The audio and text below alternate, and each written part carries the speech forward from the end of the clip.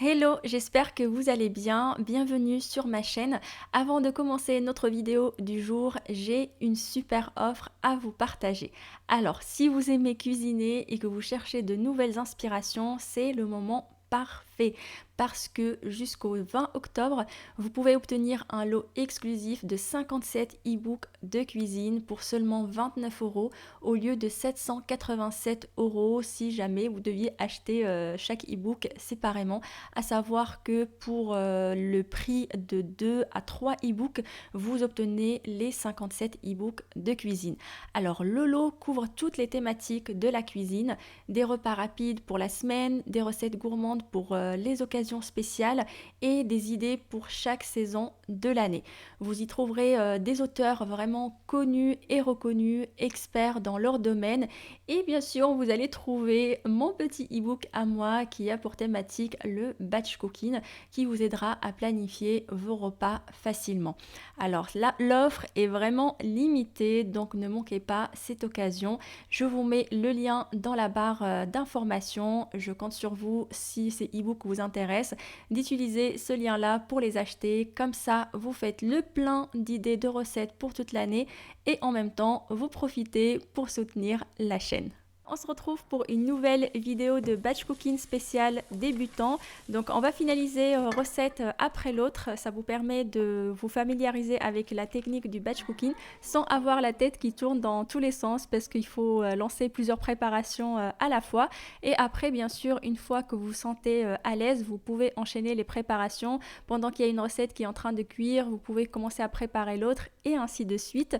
Là, je vous montre une partie des ingrédients dont on va avoir besoin. Je vous mets tout le détail sur le site, le lien est dans la barre d'informations. Pour vous faciliter le travail, je vous conseille dans un premier temps de préparer tous vos ingrédients si vous avez de la place, de laver tout ce qu'il y a à laver, d'éplucher tout ce qu'il y a à éplucher et après vous pouvez attaquer les préparations. Je vais commencer la préparation des lentilles avec de la patate douce. Je viens hacher assez finement l'oignon et je vais le faire revenir quelques petites minutes dans de l'huile d'olive. Et pendant ce temps-là, je vais continuer la découpe des autres légumes. En ce qui concerne les lentilles, je vous conseille de bien les rincer la veille et de les mettre à tremper. Ça permet de les rendre beaucoup plus digestes et ça permet aussi de gagner en temps de cuisson.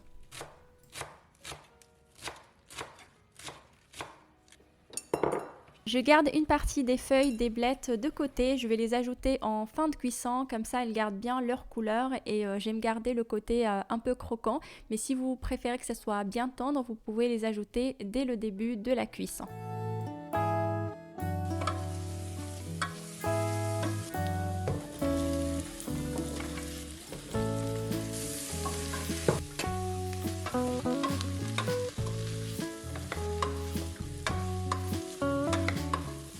J'ai égoutté les lentilles, je les ajoute directement avec le reste des ingrédients. Comme épices, je mets du sel, du gingembre frais que je viens râper directement.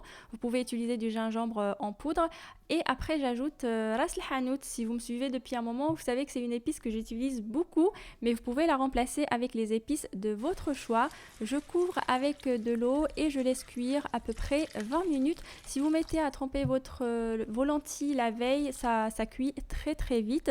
Et après, avant de retirer, une fois que c'est cuit, juste avant de retirer du feu, j'ajoute du coup les feuilles de blettes que j'ai gardées. Je mélange un petit peu pour les ramollir et je retire du feu.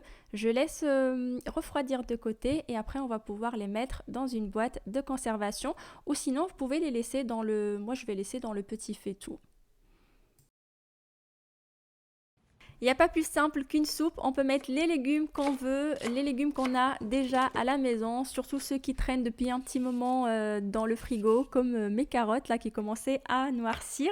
Donc là je vais mettre les poireaux, les carottes, comme épices je vais mettre un petit peu de sel, des herbes de Provence, de l'huile d'olive et je vais mettre à cuire à peu près 30 à 40 minutes le temps que les légumes soient bien tendres.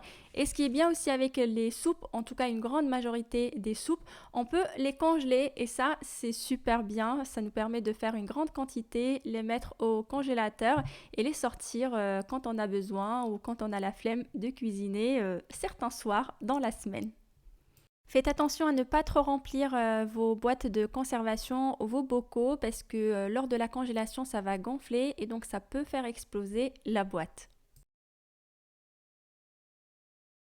C'est toujours aussi une bonne idée de faire des tartes fines. Elles sont très simples à faire, sachant qu'en général, en tout cas en ce qui me concerne, la pâte feuilletée, je l'achète déjà prête. Donc après, on peut les garnir comme on veut. Là, je vous montre juste le petit bout des poireaux. Si vous décidez de ne pas le jeter, vous pouvez les mettre dans de l'eau et vous allez voir, vous allez avoir du poireau qui va pousser. Vous n'aurez pas le grand poireau, mais vous allez voir des petits bouts là qui vont sortir et que vous allez pouvoir utiliser, sachant que quand c'est la saison, vous pouvez carrément les mettre dans un pot et normalement ça pousse. Donc là, ce que j'ai fait, c'est juste découper les poireaux, je râpe un petit peu de gingembre frais, j'ajoute du sel, du poivre, un petit peu de paprika, de l'huile d'olive et je vais laisser fondre le tout tranquillement. On va faire une petite fondue de poireaux toute simple. Alors normalement, vous faites cuire à feu doux, vous couvrez, il n'y a pas besoin d'ajouter d'eau, il faudra juste penser à remuer de temps en temps. Mais comme à côté, je vais avancer sur les autres préparations, je préfère ajouter un petit fond d'eau, comme ça, j'ai pas à penser à remuer à chaque fois. Et normalement, tout se passe bien, ça ne crame pas, ça ne colle pas. Et une fois que c'est cuit, il suffit de mettre dans une boîte de conservation, de laisser refroidir de côté et après mettre au réfrigérateur. Et avant de faire tout ça, je viens découper alors du fromage de brebis, mais vous pouvez le découper le jour J. Donc là, je l'ai fait aujourd'hui, mais on peut très bien le découper le jour J avant de garnir la pâte feuilletée. Et bien sûr, utiliser un grand récipient, pas comme moi, pour éviter que ça tombe dans tous les sens.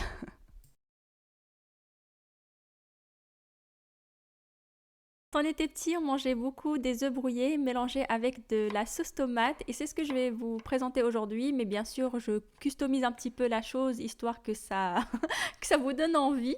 Je vais ajouter des oignons, de l'ail que je vais vous faire revenir un petit peu avec de l'huile d'olive. Et ensuite, je vais ajouter de la sauce tomate, du concentré de tomate, des épices et de la blette du jardin. Il faut l'utiliser, hein. Là, il fallait vraiment tout utiliser parce que les feuilles commençaient à quoi? À jaunir. Enfin bref, il fallait l'utiliser. Vous pouvez ne pas les mettre, hein, c'est pas obligatoire. Donc on fait revenir le tout quelques minutes. J'ai gardé aussi un petit peu de feuilles vertes que je vais ajouter à la fin pour avoir un peu plus de couleur. Et une fois que le tout a bien mijoté, on laisse bien refroidir avant de mettre dans une boîte de conservation. Et c'est le jour J qu'on va ajouter les œufs.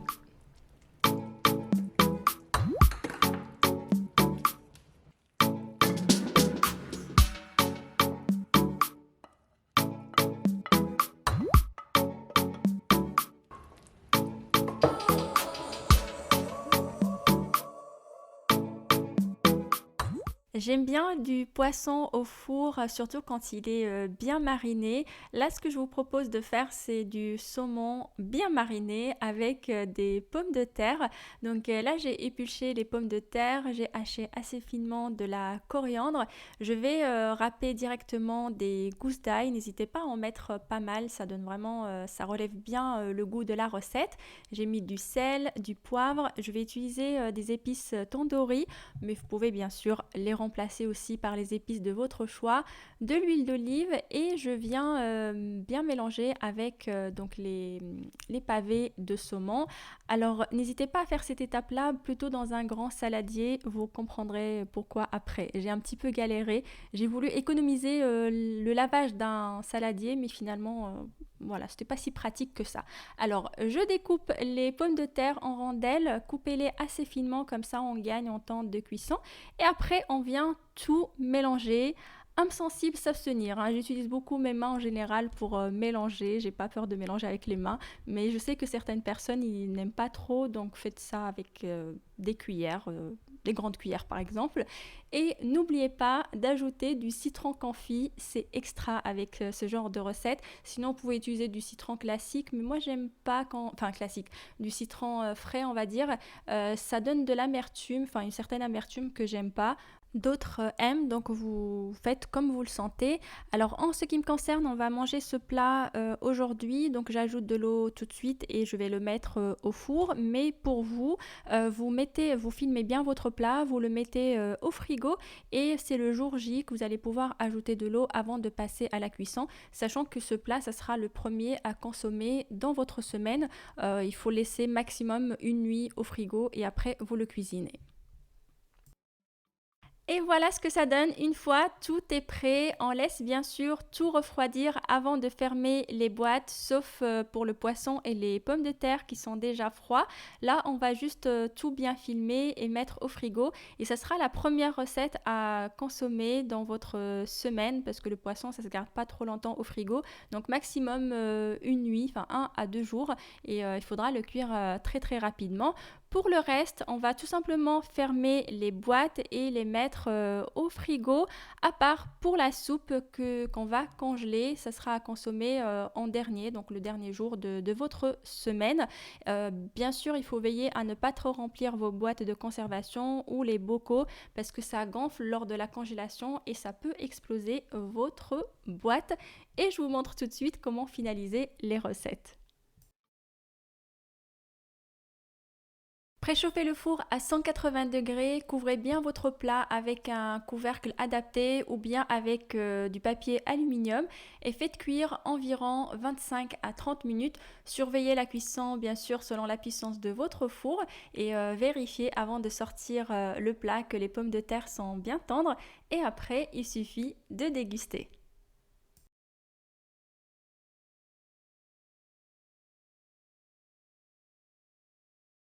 Alors pour cette recette, je l'ai utilisée en plusieurs fois parce que j'étais toute seule le midi. Donc il suffit de réchauffer la sauce à peu près 3 à 4 minutes.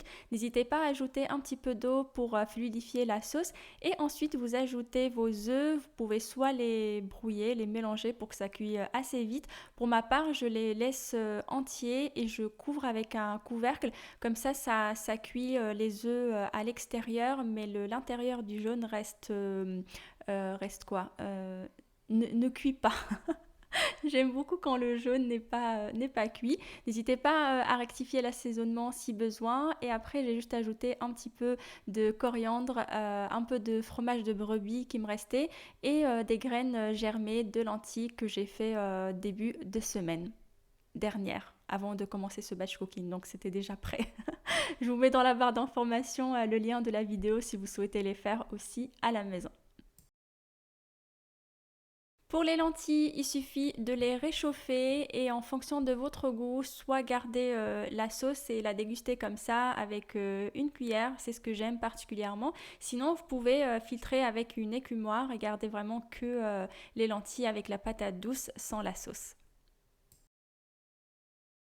J'ai oublié d'appuyer sur le petit bouton pour vous filmer le début de la préparation, mais en gros, j'ai tout simplement étalé la pâte feuilletée, j'ai piqué toute la pâte avec la fourchette et ensuite j'ai tout simplement étalé la préparation. Donc n'hésitez pas à aller vraiment jusqu'au bord de la pâte, il n'y a pas besoin de laisser un petit bout de pâte sans la préparation.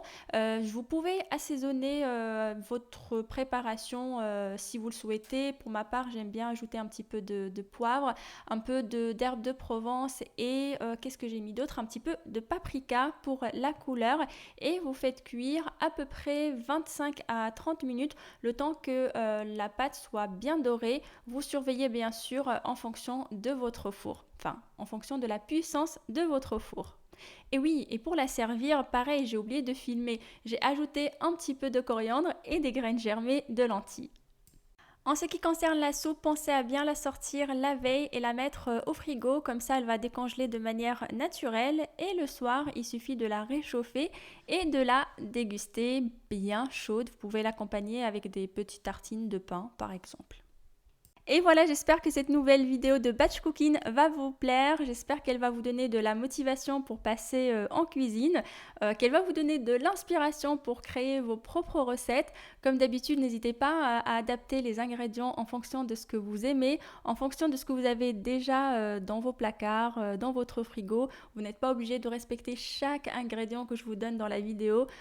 Soyez créatifs et surtout, faites-vous plaisir.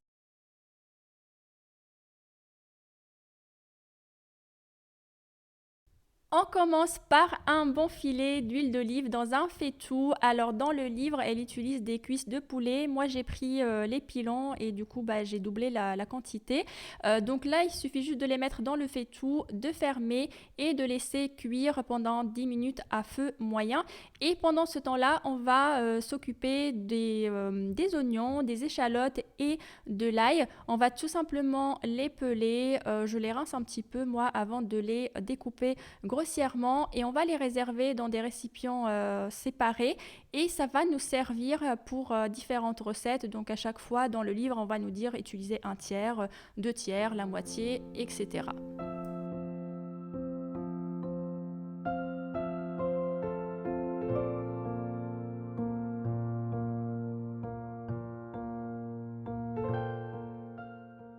Il commence à faire bien froid en ce moment le matin, du coup j'ai eu envie de me faire une petite tisane maison avec de la verveine de mon jardin que je suis en train de sécher et j'ajoute également quelques clous de girofle, ça aide un petit peu à booster le système immunitaire en cette belle période.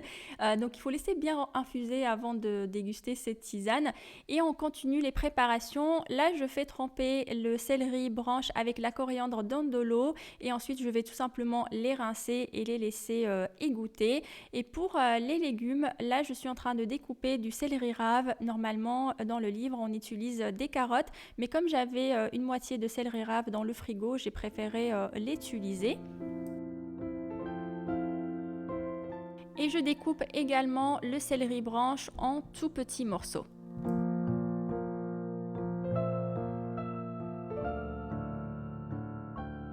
Dans le faitout avec le poulet, j'ajoute une partie de l'oignon, une partie de l'ail, le céleri rave découpé en petits morceaux ainsi que le céleri branche.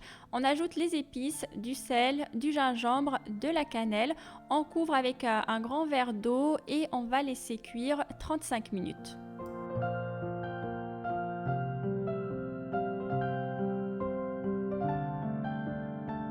On commence la préparation du chili végétarien. J'ai mis un bon filet d'huile d'olive dans ma cocotte. J'ajoute une partie de l'oignon, une partie de l'ail, un petit peu de sel. Je mélange et on va laisser fondre à peu près 10 minutes à feu doux. Et pendant ce temps-là, je m'occupe du butternut. Alors dans le livre, Caroline utilise du potiron. Moi, je n'ai pas trouvé en magasin, donc j'ai pris le butternut. Enfin, pas dans le magasin. À vrai dire, j'ai été dans une ferme et il n'y avait pas de potiron, donc j'ai pris le butternut. Et comme c'est bio, je ne vais pas l'éplucher, je l'ai tout simplement bien lavé. Je vais juste éplucher certaines parties où il était un petit peu abîmé, mais le reste, je vais le garder avec la peau. Et donc après, je viens tout simplement le découper en petits cubes.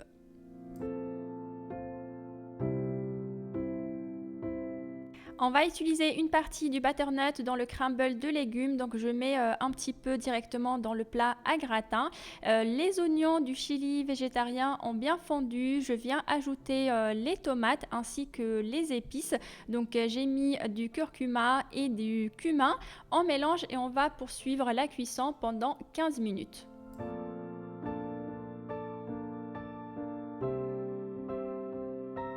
Je mets une casserole d'eau à chauffer pour cuire le brocoli et pendant ce temps-là, eh bien, je viens tout simplement le découper. C'est indiqué dans le livre qu'il faut le découper en toutes petites fleurettes.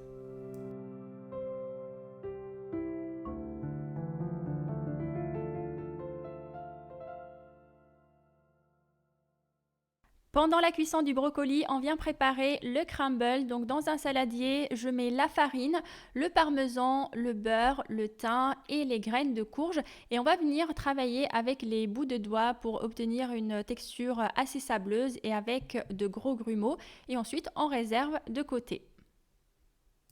Le chili végétarien est presque prêt. Là, je viens tout simplement ajouter les haricots rouges que j'ai rincés.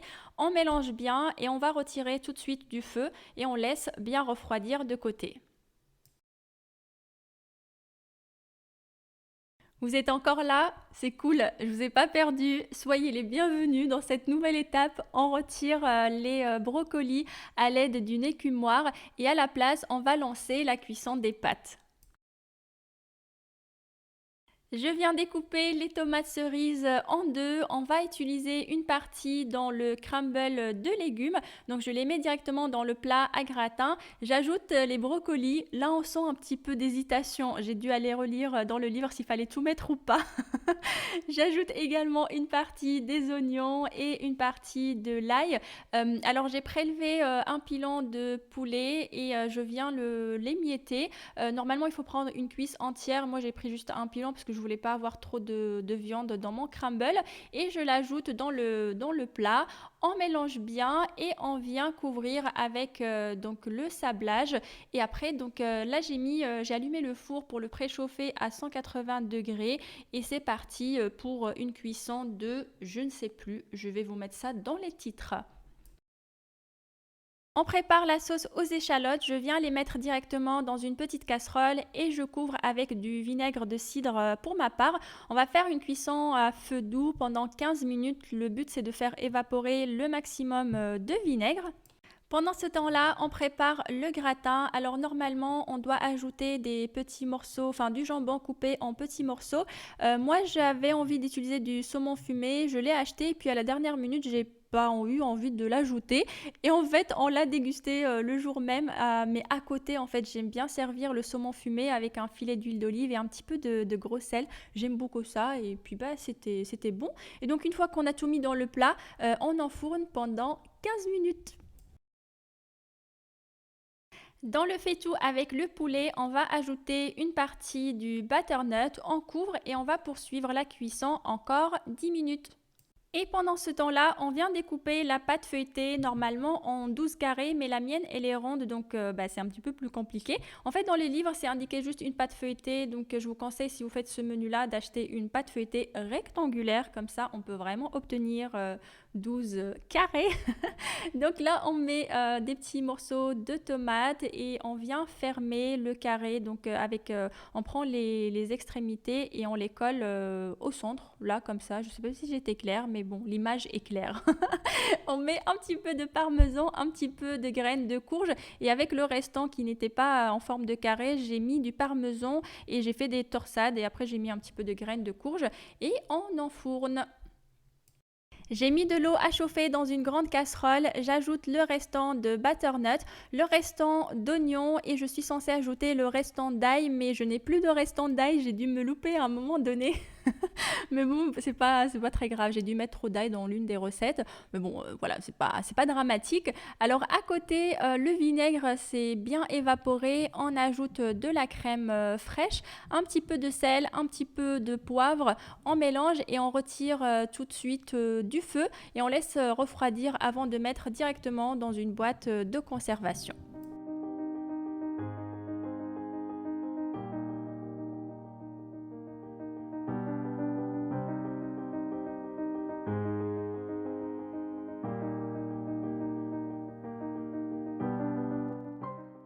Le gratin de pâte ainsi que le crumble sont bien cuits. Je vais les sortir du four, les laisser bien refroidir avant de les filmer et pour ma part, je vais les mettre directement au frigo. Pour la soupe, j'ajoute le restant de crème fraîche et je viens tout simplement bien mixer. Pareil, il faut laisser bien refroidir avant de la mettre dans une boîte de conservation ou un bocal. Alors la soupe, on est censé la congeler, donc il ne faut pas trop remplir votre bocal avant de la mettre au congélateur, sinon ça risque d'exploser. Et pour la coriandre restante, donc je viens tout simplement la mettre dans un torchon propre. Vous pouvez utiliser un essuie-tout et ça se garde vraiment une bonne semaine au frigo. Des fois, ça reste même un peu plus.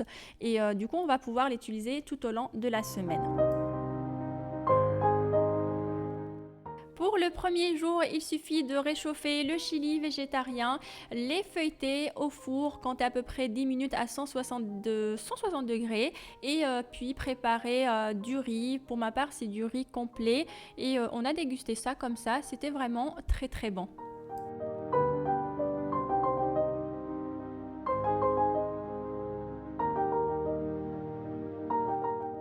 Pour le deuxième jour, il suffit de réchauffer le poulet avec les légumes et pour ma part, j'ai préparé la semoule à la vapeur. Alors ça prend du temps, mais franchement, le goût, il est 1000 fois mieux que quand on la prépare au micro-ondes ou juste avec de l'eau chaude. Après, voilà, vous faites comme vous le sentez et surtout en fonction du temps dont vous disposez ce soir-là. Pour le gratin de pâte, il suffit de le réchauffer dans le four préchauffé à 160 degrés à peu près 10-15 minutes. On l'a servi comme ça avec du saumon fumé et une petite salade. Pareil pour le crumble, réchauffé au four à peu près une dizaine de minutes et on l'a dégusté avec une petite salade verte. Pour le dernier jour, j'ai fait cuire les pommes de terre à la vapeur, le saumon au four, j'ai réchauffé la sauce et en entrée, on a mangé le velouté que j'ai réchauffé et franchement, on s'est régalé et j'ai vraiment un coup de cœur pour ce dernier plat. J'ai beaucoup aimé l'association de saumon avec la sauce aux échalotes, c'est vraiment à refaire. Voilà les ingrédients dont on va avoir besoin pour cette nouvelle session de batch cooking. Comme d'habitude, retrouvez sur le site internet tout le détail des ingrédients et les instructions à suivre. Le lien est dans la barre d'information.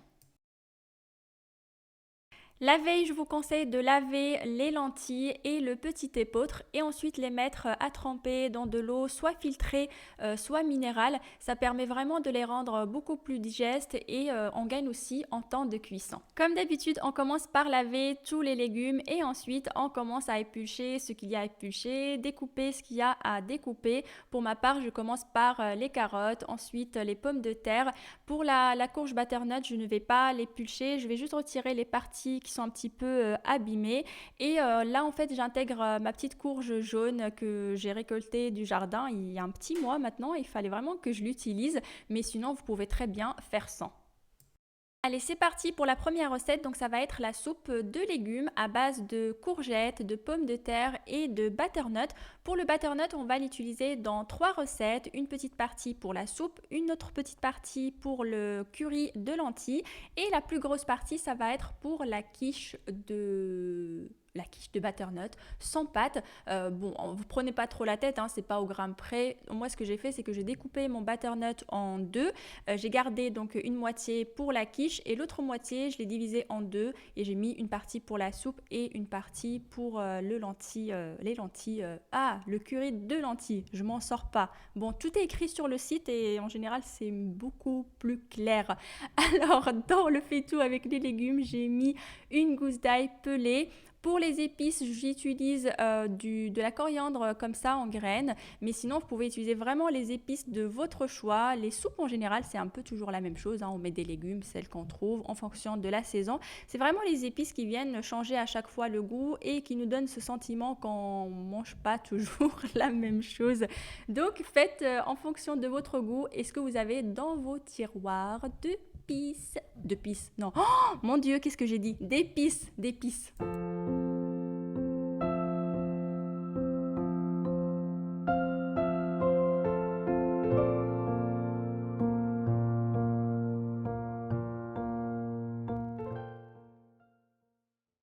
Si vous avez un laurier sauce dans votre jardin, comme moi, eh ben, sachez que vous pouvez utiliser les feuilles pour parfumer vos plats. Ça donne vraiment un super bon goût et en plus c'est très très intéressant en termes de qualité nutritionnelle. Enfin, ça a beaucoup de bienfaits en fait sur le corps. Donc n'hésitez pas à l'utiliser dans vos sauces, dans vos soupes, etc.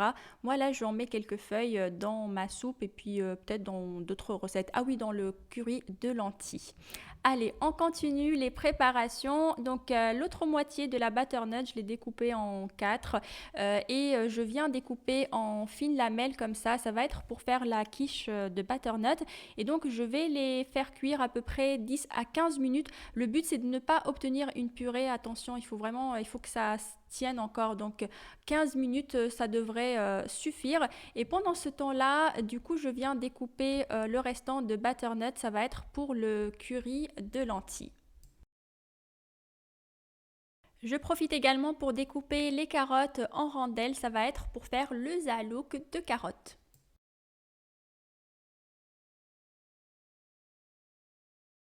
On prépare l'appareil pour la quiche. Alors je vais utiliser la moitié de mon bloc de feta que je viens découper en petits dés. Je fais la même chose avec le tofu fumé. J'utilise un seul bloc.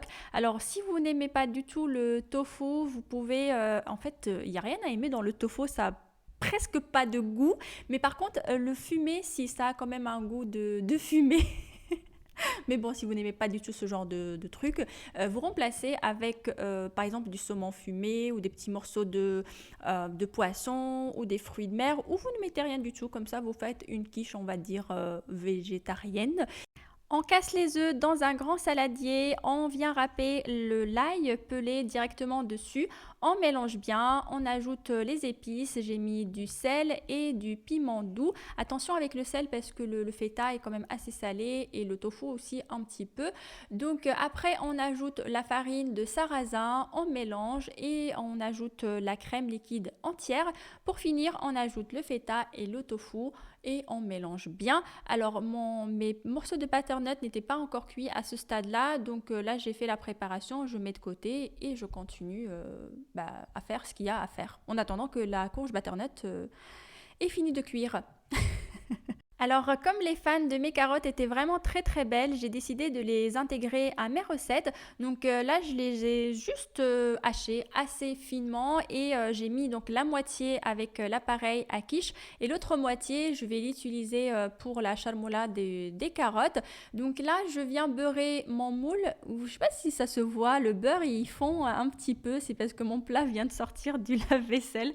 Une très bonne astuce parce qu'en général on galère en fait à beurrer les moules et après on vient tout simplement mettre donc les courges butternut que j'ai égouttées et on met par-dessus l'appareil à quiche.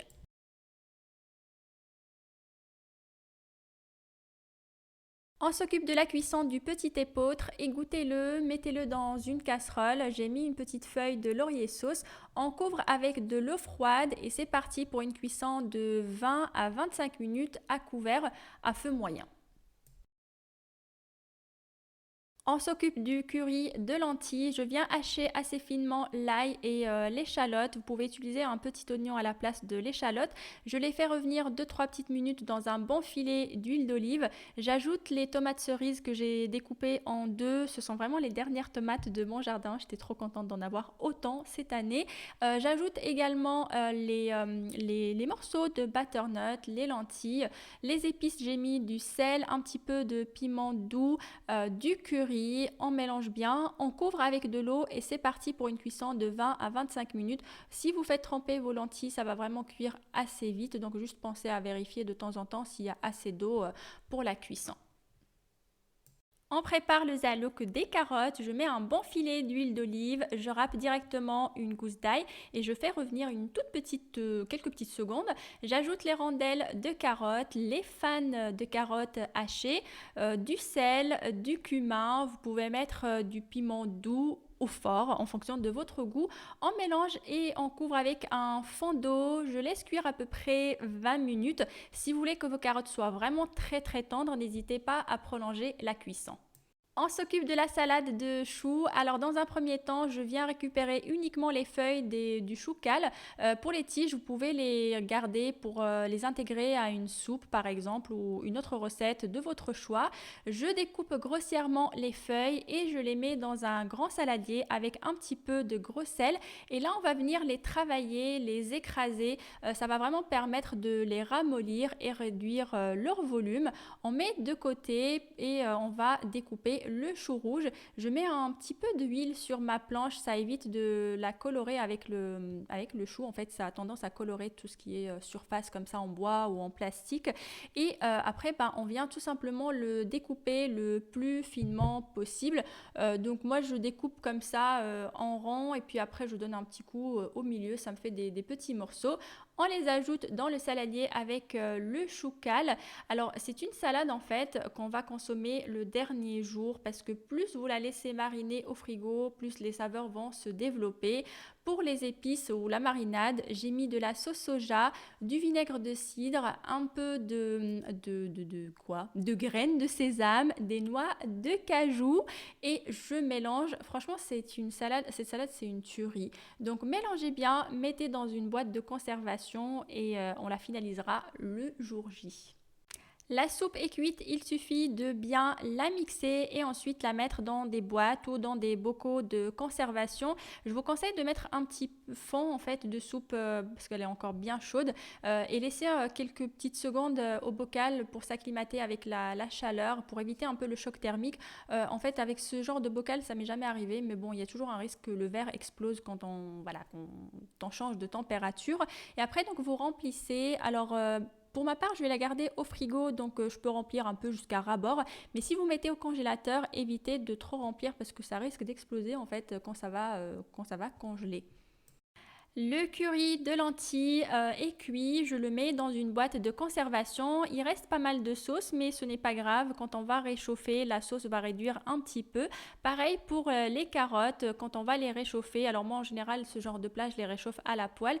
Et du coup, quand il reste un petit peu de sauce, bah, ça permet de les réchauffer facilement sans que ça ne colle. Donc bien sûr, on laisse toujours tout bien refroidir avant de fermer et de mettre au frigo. Pour la salade, bah, elle est déjà froide, donc on la met juste dans la boîte, on ferme et on peut la mettre directement au frigo, pas besoin d'attendre. Le petit épeautre, pareil, là il est cuit, je l'ai égoutté, ça va dans une boîte de conservation et après, une fois que c'est bien froid, on le met au frigo. Pour la quiche, elle est bien cuite, regardez comme elle est bien dorée et ça sent super bon. Je la laisse vraiment bien refroidir avant de la filmer et elle va aller également au frigo.